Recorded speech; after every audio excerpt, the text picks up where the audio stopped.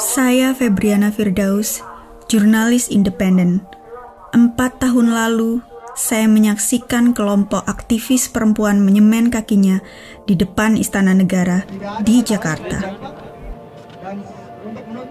Mereka datang langsung dari desa, menempuh ratusan kilometer untuk mengorganisir protes melawan perusahaan semen raksasa yang mengancam persediaan air bersih mereka.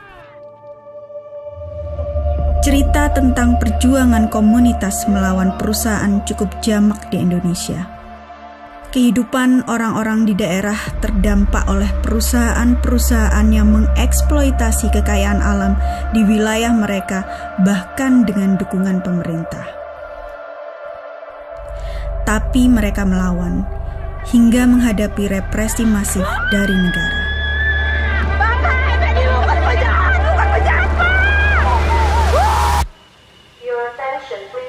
Protes kali ini cukup berbeda, bukan hanya menanam kaki di semen, tapi perempuan tampil di garda depan. Saya lahir dan besar di sebuah desa di Jawa Timur, yang tidak jauh berbeda dengan desa di mana para perempuan ini berasal. Saya tahu persis bagaimana masyarakat yang konservatif membatasi gerak-gerik perempuan. Tapi mereka pada akhirnya menjadi pemimpin pergerakan ini. Saya mulai belajar tentang gerakan perempuan di seluruh Indonesia yang telah berhasil melewati batas-batas patriarki dan menjadi kelompok yang mengorganisir gerakan mereka sendiri. Untuk sampai ke titik ini, mereka harus mengalami kekerasan, menghadapi ancaman pemenjaraan, dan bahkan kematian. Saya ingin mencari tahu tentang perempuan-perempuan yang menjadi pemimpin dan apa yang terjadi pada mereka setelah tak lagi menjadi sorotan. Perjalanan saya kali ini akan membawa saya ribuan kilometer melintasi negara ini, dimulai dari Pegunungan Kendeng.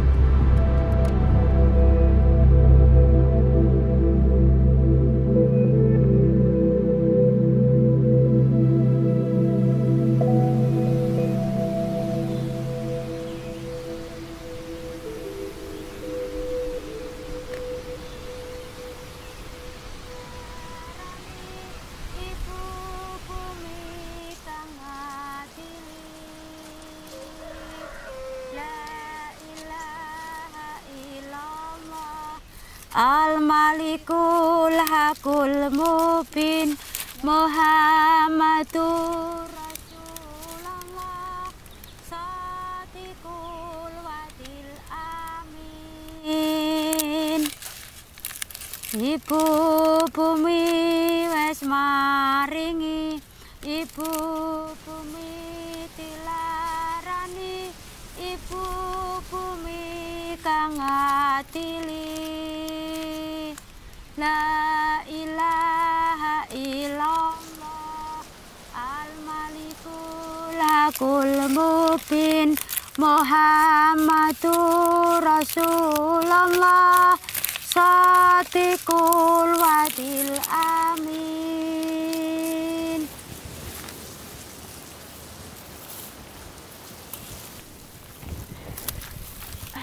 Selamat datang ke Kendeng, Mbak Febri. Terima kasih Ibu-Ibu sudah menyambut saya di Kendeng. Tapi pertama kali Ibu mendengar isu tentang pabrik semen Kendeng dari mana? Tadinya itu kami kan nggak pernah keluar toh Mbak, karena seorang ibu rumah tangga di rumah. Keluar Kendeng. Belum pernah keluar Kendeng, apalagi ada pertemuan-pertemuan seperti itu. Dan karena ada anak-anak muda waktu itu yang mendengar mau ada pabrik semen masuk, dan Pegunungan Kendeng ini mau dieksploitasi dan seperti itu.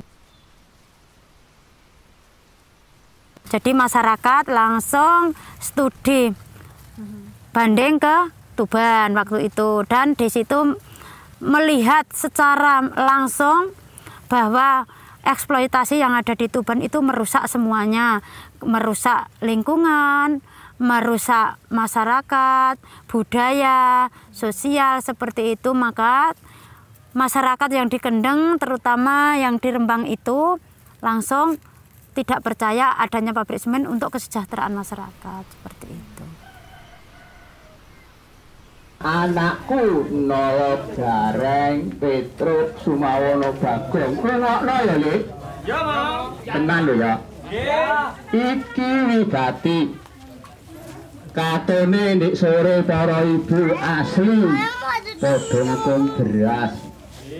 Sing wis ditengeri temon banyu jebule ya umbah beras.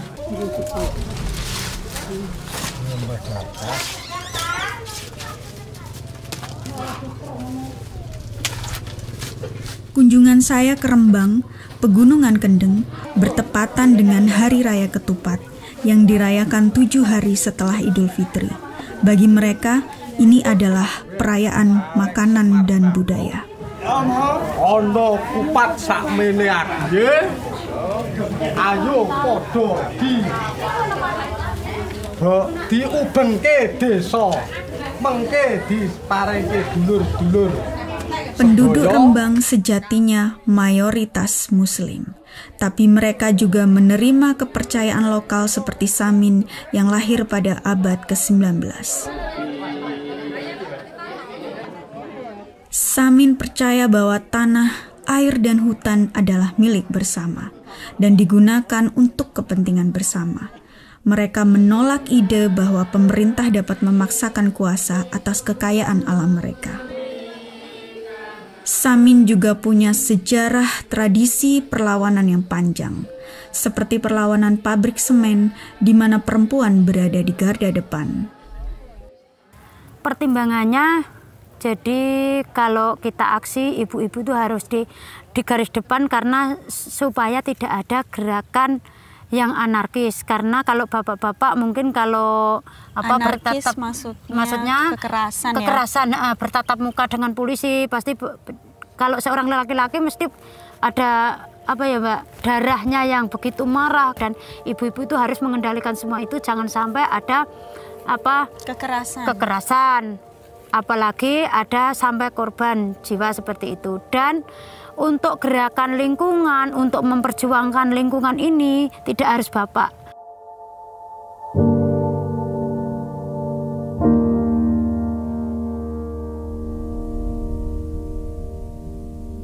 Pada Juni 2014, ketika pembangunan pabrik dimulai, sekitar 100 orang perempuan berdemo di lokasi.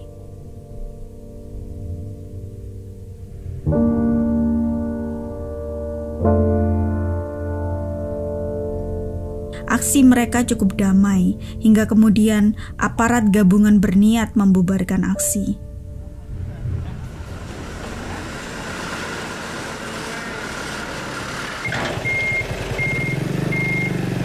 Tapi para perempuan ini bergeming. Mereka bertahan di lokasi selama beberapa bulan.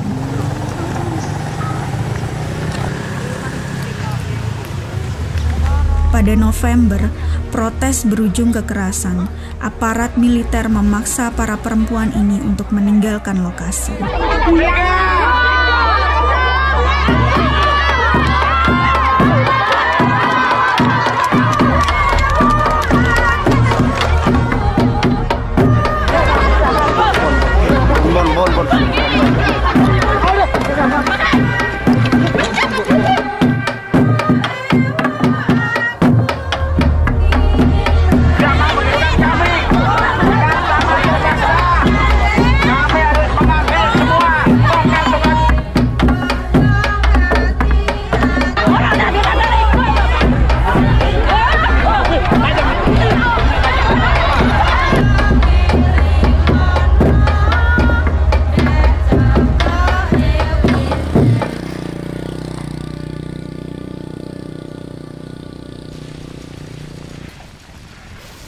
Walaupun ada kekerasan dari aparat, walaupun ada kekerasan dari preman atau aparat apapun ya Mbak, tapi kita tidak pantang menyerah, kita terus maju. Karena ini untuk anak cucu kita yang akan datang. Kalau itu semua akan rusak, kita yang akan tanggung jawab.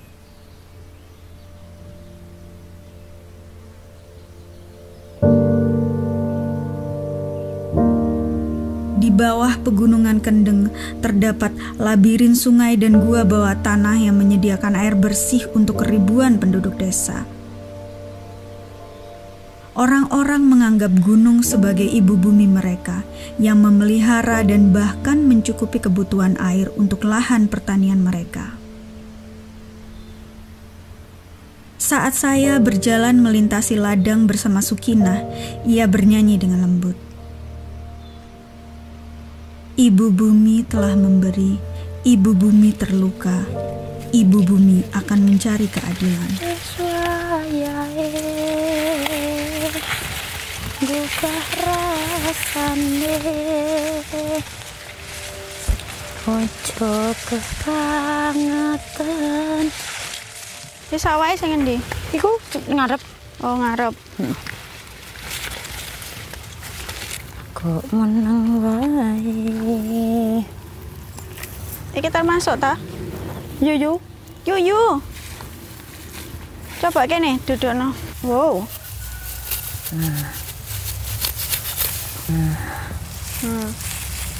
Terus ki nang kok dipangano nang sapi. Dipakakno ning sapi. Dadi nek akeh iki kan iso ditali terus digendong nek wong wedok. Nah, nek wong lanang nek bapak kan iso dipikul. Kalau misalnya tak pikir yo kalau misalnya wis nandung Pak Ari kalau nandur sing lain. Oh. Lah iku jenenge ditumpangi. Iku jenenge ora wong tani tok. Nek wong tani kudu diratani apa-apa kudu ana lombok, rempah-rempah mergo wis diarani tani, kudu diratani kabeh sithik-sithik. Resik dadi asrana waras lan cukup nyelametke ibu bumi. Festival berlanjut hingga malam. Sukinah memimpin sekelompok perempuan membawa obor bambu ke sebuah sumur. Mereka menimba air dan melantunkan sebuah lagu penghormatan untuk menghormati ibu bumi yang telah menyediakan air bersih secara cuma-cuma.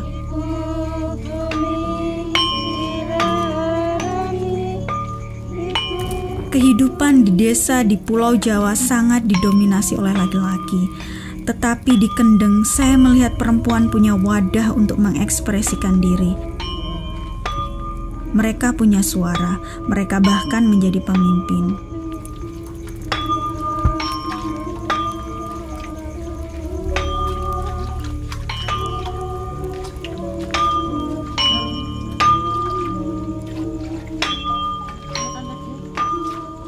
Pada April 2016, setelah para perempuan melakukan protes di lokasi pabrik selama hampir 2 tahun, mereka memutuskan untuk meningkatkan eskalasi pergerakan. Sukinah dan 8 wanita lainnya melakukan perjalanan ke Jakarta, dan di depan Istana Negara mereka menanam kaki di semen. Mereka kemudian dikenal sebagai 9 Kartini Kendeng.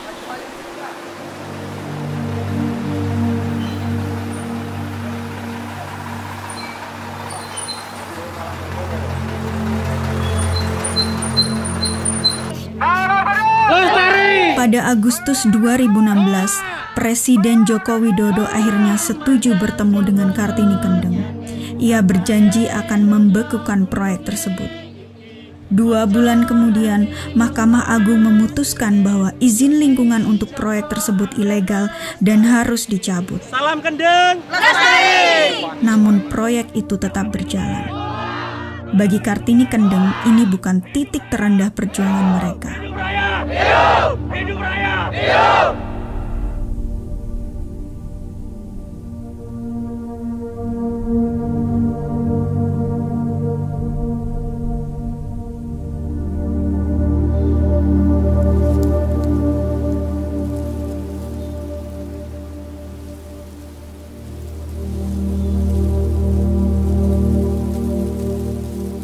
Cobaan terberat itu kita harus kehilangan saudara kita yang seperjuangan Mbak Patmi itu. Jadi kita merasa kehilangan, tapi dengan berpulangnya Mbak Patmi itu bagi aku sama dulur-dulur yang lain itu cahaya menumbuhkan semangat. Kita jangan diam saja, kita jangan lemah, kita jangan kalah, kita harus kuat, kita harus maju. Karena Mbak Patmi walaupun pulang tapi dia itu masih mengawal kita. Jadi dia masih ngasih support buat kita. Inilah aku, walaupun tubuhku mungkin sudah dikubur, jasadku sudah dikubur, tapi jiwaku nggak pernah dikubur, kan seperti itu.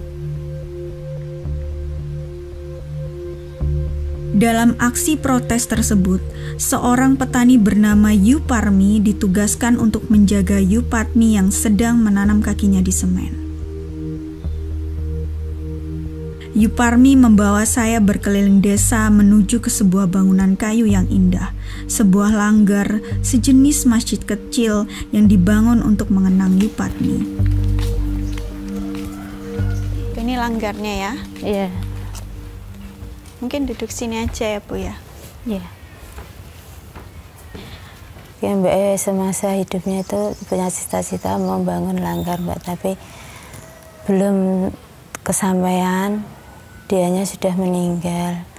Dan dia itu meninggal waktu cor kaki di depan istana. Jadi Ibu kehilangan orang yang sangat dekat dengan Ibu, teman seperjuangan Ibu. Ya berbeda, nggak ada temannya Mbak, nggak ada teman untuk bicara, Teman untuk dia ngomong, satu-satunya. untuk curhat. Dia tuh kalau mau kemana itu bilang gini Mbak, nak kowe ora mangkat, aku ya ora mangkat.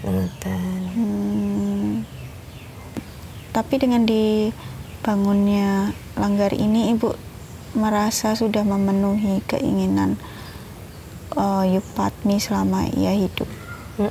Ya sudah. Ada sedikit perasaan lega?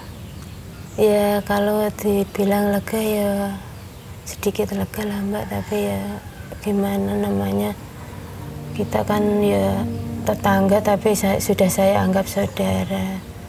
Kalau ingat itu ya masih sedih lah, mau kehilangan teman gitu. Teman paling dekat sekali. Iya.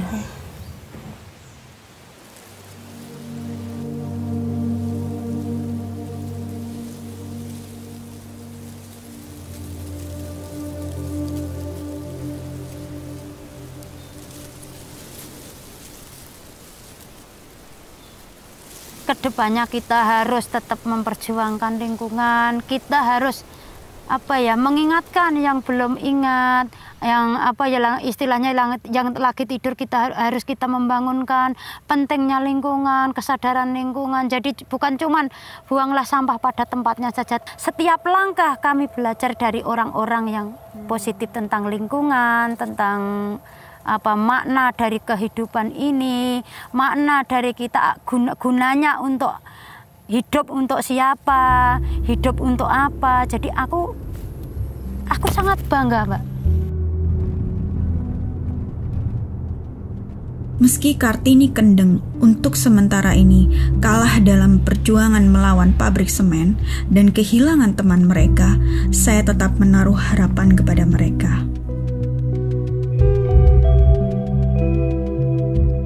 Sebab gerakan yang mereka bangun begitu kuat dan mempererat rasa persaudaraan dan budaya di antara mereka, bahkan semakin kuat seiring berjalannya waktu. Mereka terus menatap masa depan sambil tetap membawa semangat Yupatmi, rekan mereka yang meninggal usai aksi. Saya bisa melihat Kartini Kendeng telah banyak menginspirasi generasi muda seperti saya. Tapi di dalam hati sesungguhnya saya khawatir, apakah pemerintah dapat memahami perjuangan mereka? Saya khawatir, akankah mereka bisa menang ketika para politisi terus bergandengan tangan dengan pabrik semen, bahkan ketika masyarakat Kendeng bersatu melawan proyek tersebut. Mereka telah berjuang tanpa lelah selama 6 tahun. Selanjutnya, saya ingin mencari tahu apa yang terjadi dengan aktivis yang telah berjuang lebih lama. Tujuan saya berikutnya adalah pegunungan di Pulau Timor.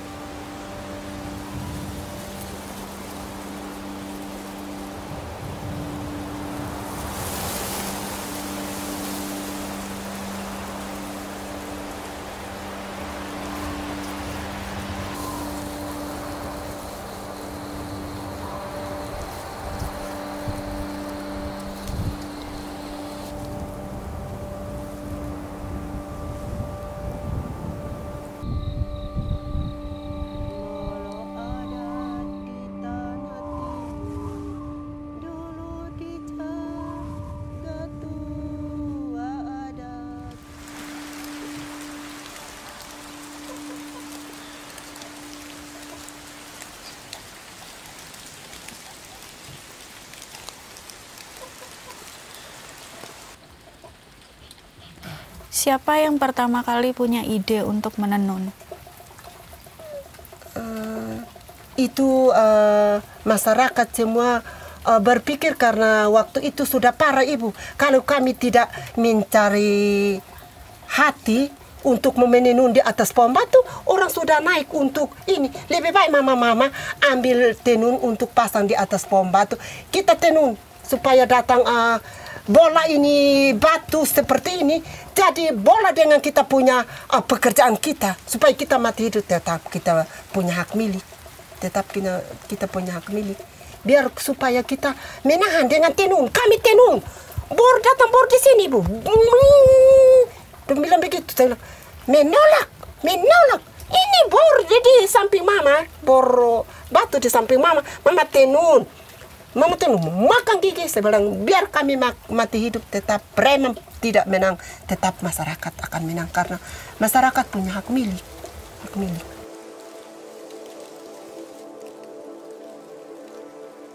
Lodia mengatakan kepada saya bahwa perusahaan tambang selalu dilindungi oleh polisi dan preman. Selama pendudukan, para perempuan mengalami serangan dan kekerasan.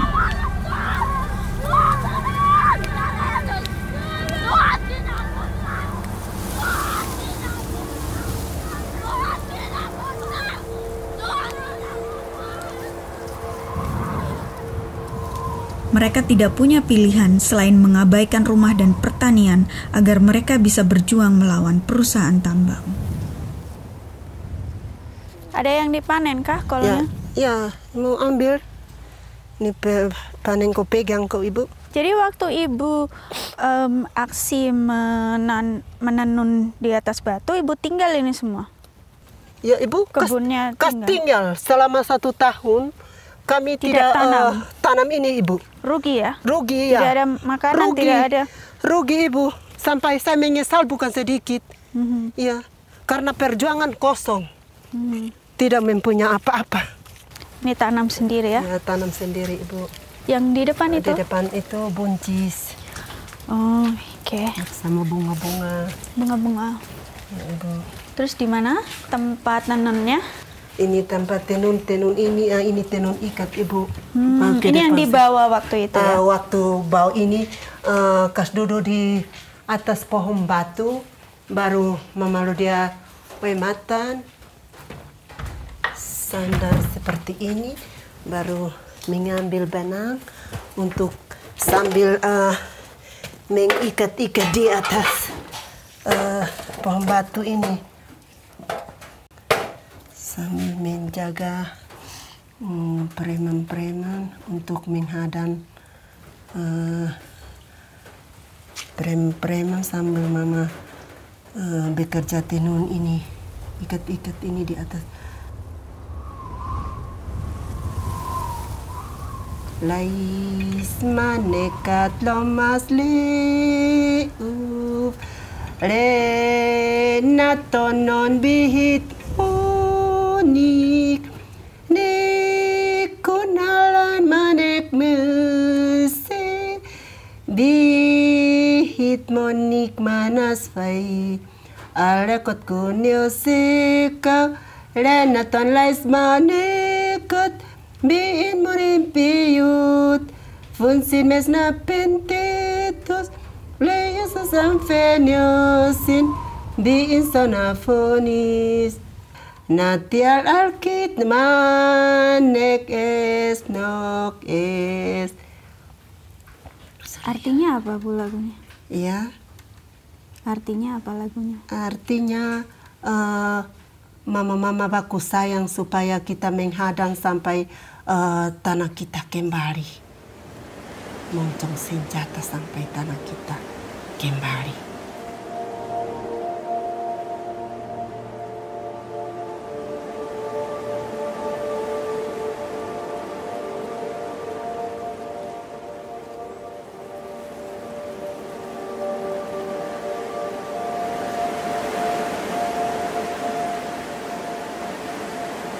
2006 itu saya sakit Ibu. Mulai demo itu saya kena pukulan, kena injak sampai saya sakit berat. gara-gara perjuangan ini, Ibu. Karena saya punya pencarian hanya ini, Ibu.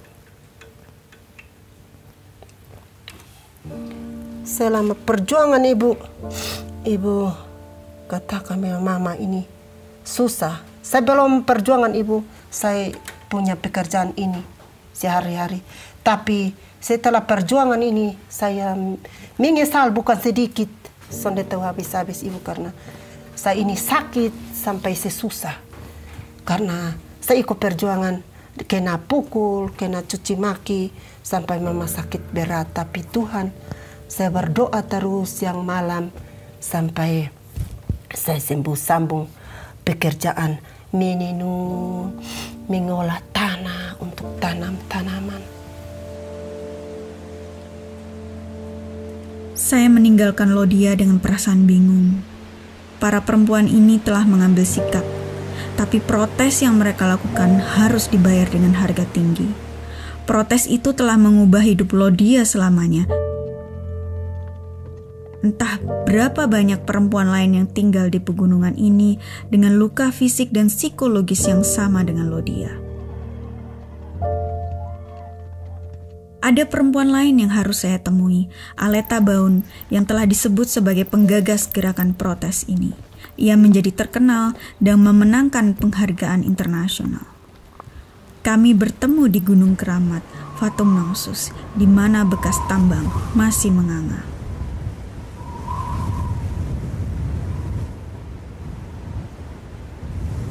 Saya dengar posisi Mama sebagai salah satu anak kepala suku atau apa yang membuat Mama lebih bisa menyampaikan pendapat ke masyarakat dan kemudian mengajak mama-mama yang lain, atau seperti apa? Iya, saya tidak menyangkal bahwa saya anak dari kepala suku, betul. Nah, tetapi karena saya tidak sebagai laki-laki, maka saya tidak diberi mandat untuk menguasai toko itu. Saya karena perempuan, jadi perempuan biasa mereka tidak memberi mandat. Nah, tetapi ketika saya berjuang untuk melawan, mereka juga mengakui bahwa pada masa kini mandat itu akan datang kepada perempuan atau laki-laki sama. Nah, sehingga saya berhasil untuk merangkul mereka dan kita bisa berjuang untuk melawan tambang.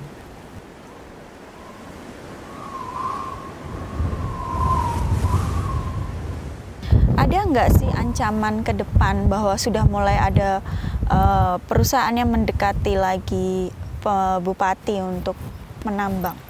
Pasti ada. Sudah ada perusahaan yang mendekati lagi bupati, pemerintah, dan tokoh-tokoh untuk menambang. Tetapi pelajaran yang menarik adalah penguatan kepada masyarakat adat tentang filosofi-filosofi yang sangat berhubungan dengan alam. Itu yang dikuatkan. Sehingga rakyat bisa mengambil keputusan pada posisi yang benar. Adat itu sebenarnya sudah sebelum ilmu ya. Saya sebenarnya ada satu hal yang saya belajar adalah saya lebih belajar dari alam daripada saya belajar dari manusia yang membohongi saya.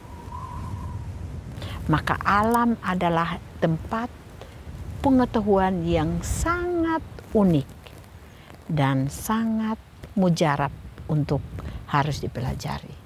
Bukan buku. Kalau kita judul lingkungan lestari, terus itu dipecahkan. Kalau ini tidak. Apakah dalam buku orang menulis bisa mengupas tentang sejarah Nausus itu dengan pohon-pohon yang ada di sekitar ini, dan juga dengan sumber mata air, dengan pohon yang kecil dia mengupas semua, atau cuma satu yang dia mengupas? Cuma satu. Tetapi kalau belajar di alam, memperkaya pengetahuan kita untuk lebih luas, untuk kita bisa tahu.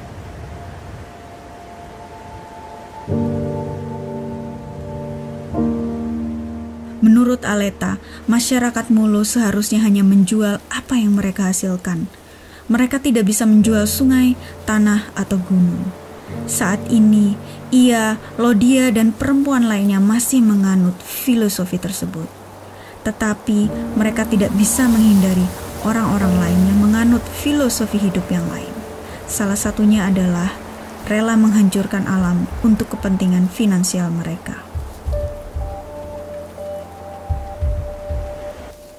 Hubungan orang Mulo dengan alam begitu dalam sehingga mereka rela mempertaruhkan tubuh mereka untuk menyelamatkannya. Aleta percaya bahwa dunia telah cukup berubah sehingga seorang perempuan dapat bangkit untuk memimpin sebuah gerakan sosial, dan ia benar.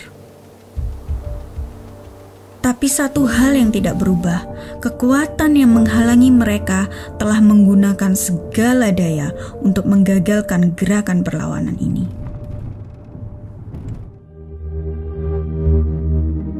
Selanjutnya saya akan melakukan perjalanan 1000 km ke utara untuk bertemu perempuan lain yang menghadapi kekuatan yang sama.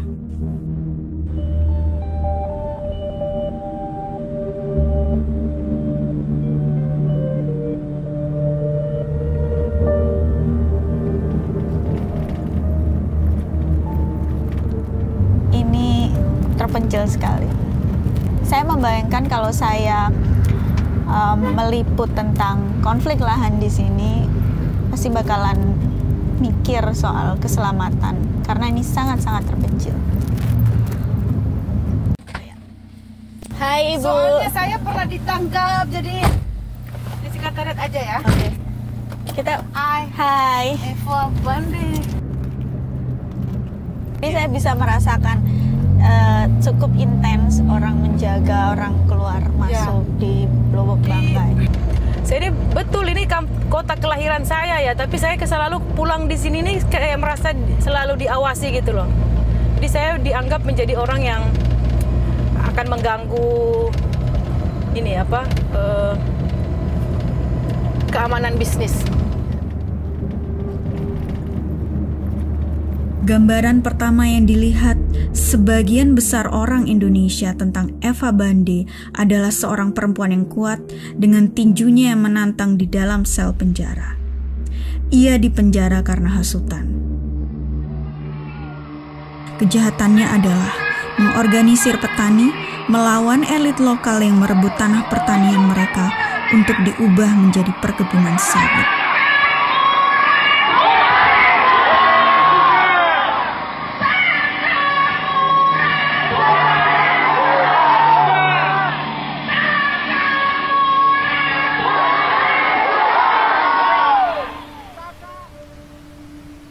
Saya memintanya untuk membawa saya kembali ke desa Piondo untuk menunjukkan di mana semuanya dimulai.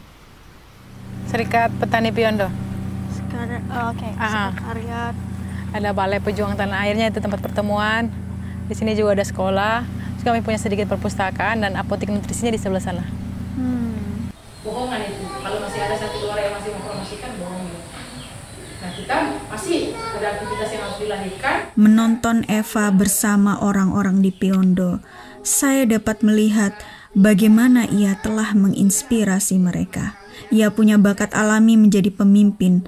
Orang-orang tertarik pada gagasannya. Aktivitas yang harus dilahirkan, sehingga bisa dibilang bahwa Eva membawa saya mengunjungi lahan pertanian tempat ia memimpin penduduk desa melawan aparat negara yang mengawal perusahaan sawit. Areal ini cara mempertahankan adalah mendudukinya adalah mereka berkebun di areal ini sebagai bentuk pertahanan kaum tani atas gempuran ekspansi modal lewat hutan tanaman industri maupun ekspansi kelapa sawit oleh perusahaan ini.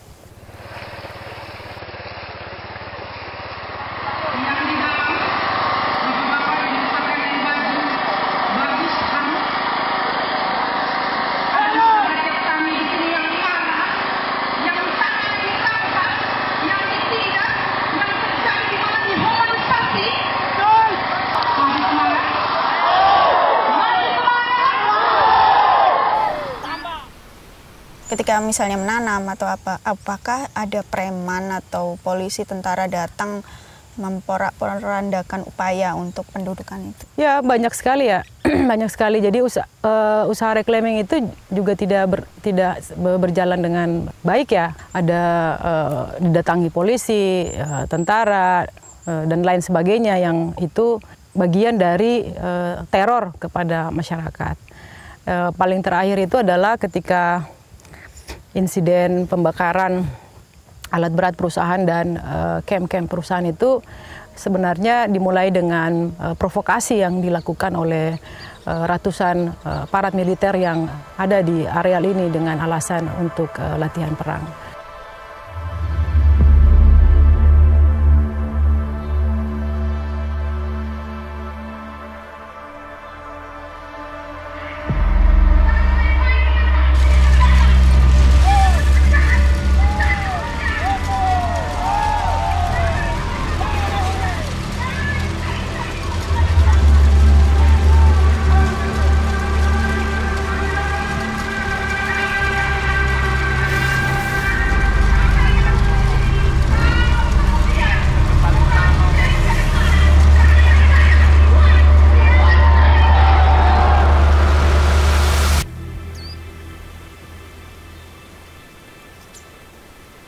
Ketika 2010 eskalasinya tinggi di bulan Mei, kemudian terjadi operasi penangkapan dan itu kemudian membawa ketakutan lagi di warga karena suami dan anak-anak mereka ditangkap pada malam hari, mereka dipenjara dan seterusnya.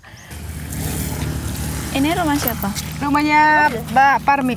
Mbak Parmi ini siapa? Ini rumahnya salah satu petani yang ditangkap malam hari oleh kepolisian yang ketika penangkapan itu salah tangkap dan ini rumah orang tuanya. Assalamualaikum. Assalamualaikum.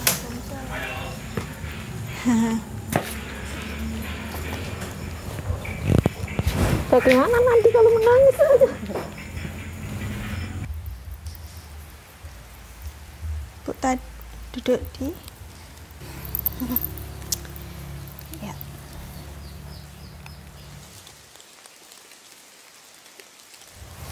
Jadi waktu Nuril ditangkap, Ibu ada di rumah. Iya, tahu-tahu saya kan malam-malam masih tidur, Mbak.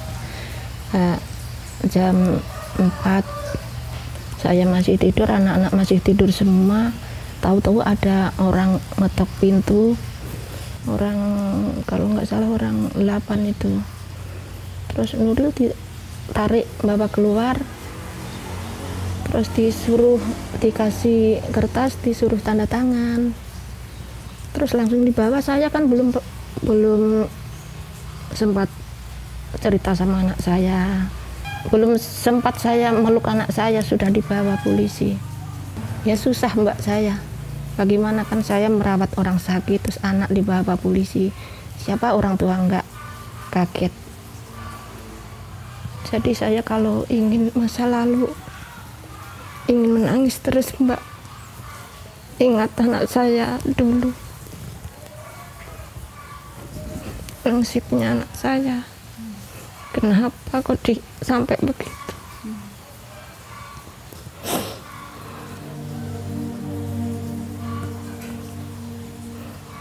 Kalau sekarang dibuka lagi, saya ingat, tambah ingat.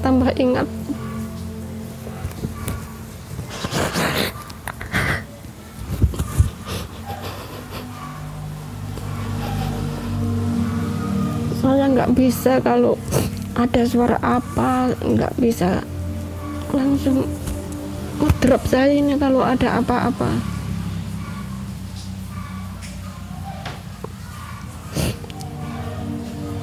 Kalau yang lalu sudah lalu, jangan dibuka lagi ya.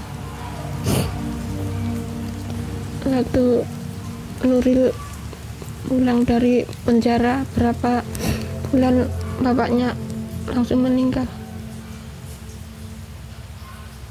Yang ditanyakan cuma Nuril terus.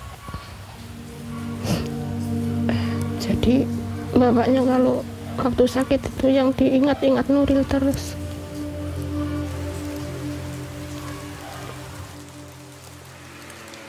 Penangkapan para lelaki di Piondo bersama Eva berdampak besar bagi para perempuan. Mereka ditinggalkan para suami dan harus menafkahi keluarga mereka sendiri. Beberapa mengatakan kepada saya bahwa mereka tidak punya cukup uang untuk memberi makan anak-anak mereka. Tapi itu juga menjadi momen pemberdayaan. Saya belajar bahwa dengan bantuan Eva, mereka membentuk koperasi untuk saling mendukung dan menciptakan peluang penghasilan baru. Lahir dari perjuangan, koperasi terus membantu meningkatkan kehidupan para anggotanya. Permisi Ibu-ibu. Ya. Boleh gabung ya? Ya. Silakan Bu. Jadi ini bikin apa Ibu? Bikin kurkuma penambah nafsu makan. Jadi selama perjuangan organisasi ini, koperasi ini sudah banyak membantu untuk uang transport ya Bu ya. Uang apa lagi Bu? Yo yang dulu suaminya ditinggal itu kan enggak ada yang ngasih uang buat belanja. Jadi kayak selain untuk transportasi, membantu keluarga yang suaminya ditangkap. Yang juga ikut demo biar bisa tetap ikut demo ya Bu ya. Jadi organisasi ini benar-benar organisasi berdasarkan perjuangan. Iya. Kan senasib begitu loh, ngumpul, suamiku tangkap, terus ayo bareng-bareng kayak sama ditinggal begitu loh, nasibnya sama.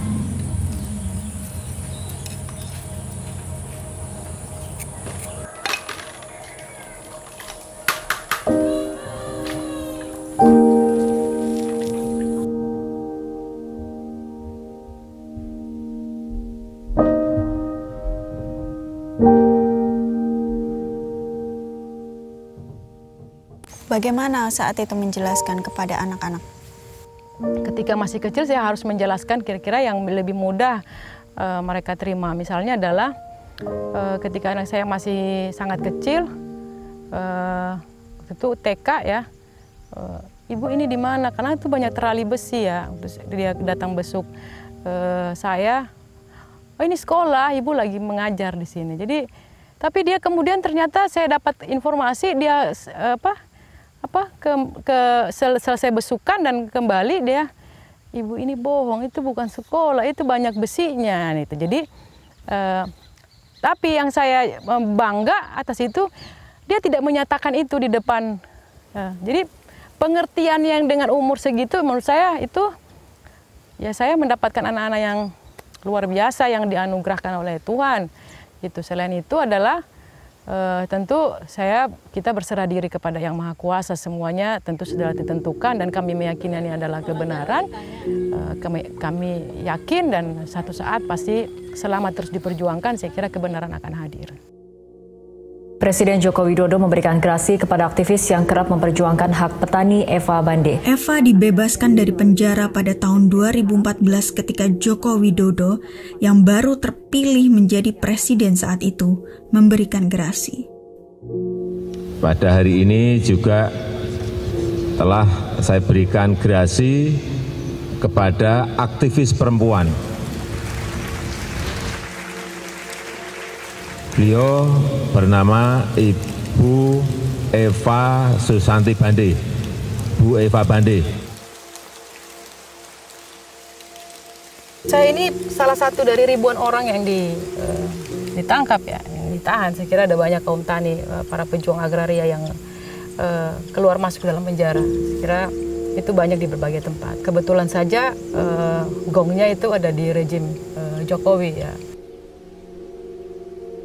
Ini tantangan ya, tantangan bagi kita para aktivis agraria, para pejuang agraria yang berada di lapangan agraria yang berhadapan-hadapan dengan modal yang tentu kalau berhadapan itu kan tidak hanya perkataan ya, karena itu bisa face to face, bisa bentuknya teror, dan itu harus memang mentalnya harus kuat. Makanya watak dari reforma agraria itu harus yang sendiri menjadi bersama. Itu adalah bagian dari mengusir ketakutan menjadi kekuatan di situ.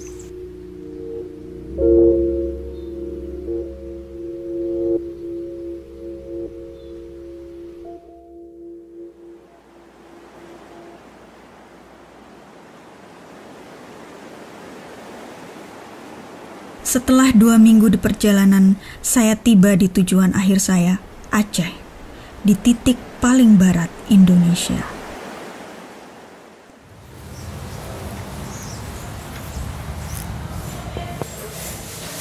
Selamat siang.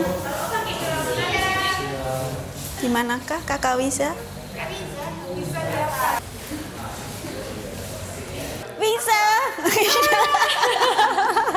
Saya ingin mendiskusikan hal-hal yang telah saya pelajari dengan aktivis perempuan dan teman lama yang juga menginspirasi saya.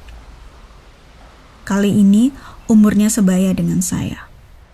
Selamat datang di Aceh. Terima kasih. Kemana aja selama ini? Cerita dong.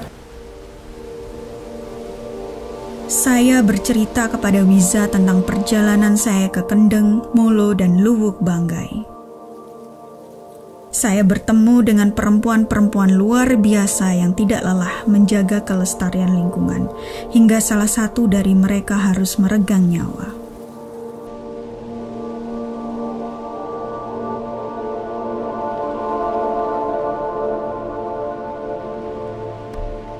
Pelajaran apa yang terambil dari perjalanan yang sangat impactful?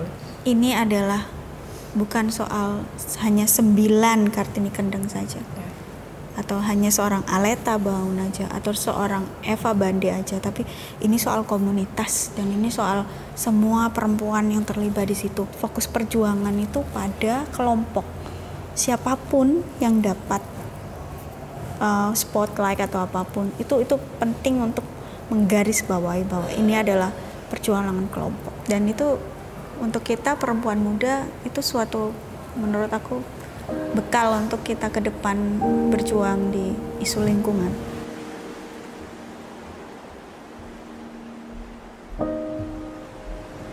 Wiza yang lahir di Aceh adalah salah satu aktivis kunci yang melawan perusakan hutan di Taman Nasional Leuser. For most of us living in the city, the case of illegal logging, poaching, encroachment, it may all sound very far away. But imagine being there, living there.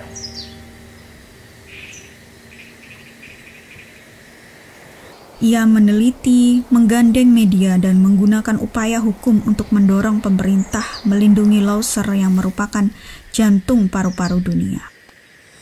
Jadi kamu sehari-hari kerjaannya masuk hutan atau gimana?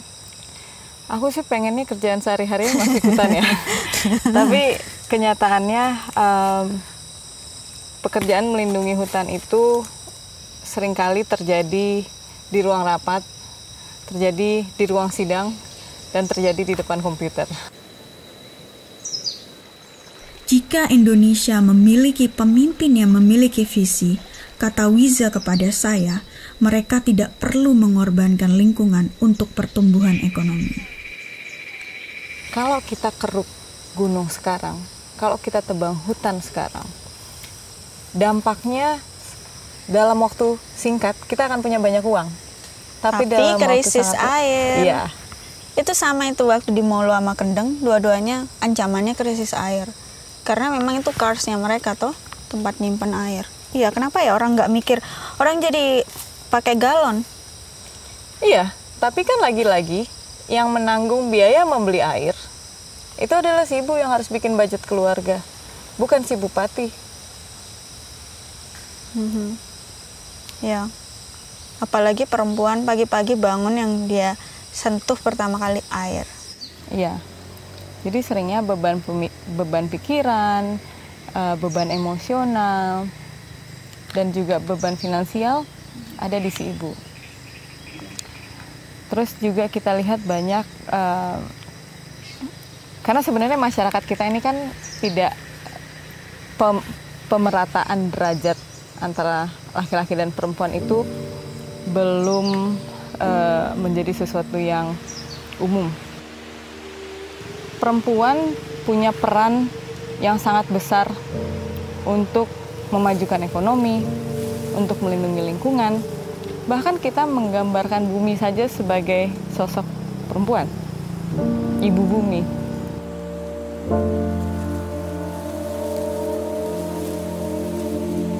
Oke, kita ngomong soal kita nih sekarang. Menurut kamu, apa yang bisa aku lakukan sebagai seorang jurnalis? Menulis. Enggak, maksudnya kan pasti ada angle-angle-nya. Karena apa sebenarnya yang belum di-cover oleh media? Sebenarnya gini, aku kan seorang storyteller. Iya, to tell and retell the story. Karena pada akhirnya perjuangan melindungi lingkungan itu adalah sesuatu hal yang mungkin tidak akan pernah habis, tidak akan pernah selesai. Apa yang dimulai oleh Kartini Kendeng, apa yang dimulai oleh Eva Bande, apa yang dimulai oleh Aleta Baun akan terus berlanjut ke generasi-generasi berikutnya. Kita semua tuh berharap ya kita lakukan aksi sekali, kemudian masalahnya selesai. Gini, kalau menurutku yang bisa kita lakukan adalah mengamplifikasi suara-suara dari para ibu-ibu ini. Ada lebih banyak Kartini Kendeng, ada lebih banyak Aleta Baun, ada lebih banyak Mama Josephine yang mungkin kita tidak pernah dengar. Belum kita explore. Mereka ada di mana-mana, kita cuma belum tahu. Ketika kita punya pengetahuan itu, kita amplifikasi suara mereka, kita bagi cerita mereka.